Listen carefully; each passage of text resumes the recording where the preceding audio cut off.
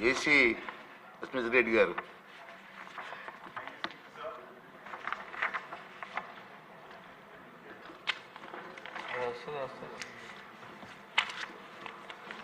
Thank you speaker sir.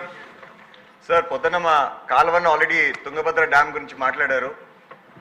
నేనేందంటే కోరేది ఈరోజు మాకు రావాల్సిన వాటా ఏదైతే ఉందో అది రాకోకుండా ఉంది.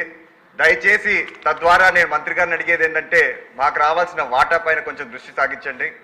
అదేవిధంగా దిగువనున్న నియోజకవర్గాలు ముఖ్యంగా తాడిపత్రి, సింగనమల్ల, గుంతకల్కి లైనింగ్లు లేక మాకొచ్చే 6 ఎకరా సరిపోయేంత నీరు కూడా మాకు రావట్లేదు.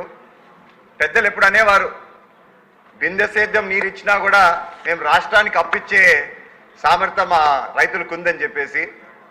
నిన్నగాక మొన్న ఒక కుర్రాడు వచ్చాడు నా దగ్గరికి అధ్యక్ష. దాదాపు తన వయసు 39 ఉంటుంది, నాకంటే ఒక 2 ఏళ్ళు చిన్నాడు. మరి ఆ కుర్రోడు వస్తాను నేను ఫస్ట్ అడిగిండేది ఒకటే కదా అధ్యక్ష, ఏంపా ఎంతమంది పిల్లలు ఉన్నారు నీకు అని అడిగా. ఆ కుర్రోడు ఒకటే అన్నాడు, అన్న పిల్లల్ని పక్కన పెట్టు, నాకు పిల్లలు ఇచ్చేవాళ్ళు లేరు. ఎందుకు అంత మాట అంటున్నావు అంటే, అన్నా నేను రైతు అని చెప్పి నా దగ్గరకు వచ్చేవాళ్ళు లేరన్నా.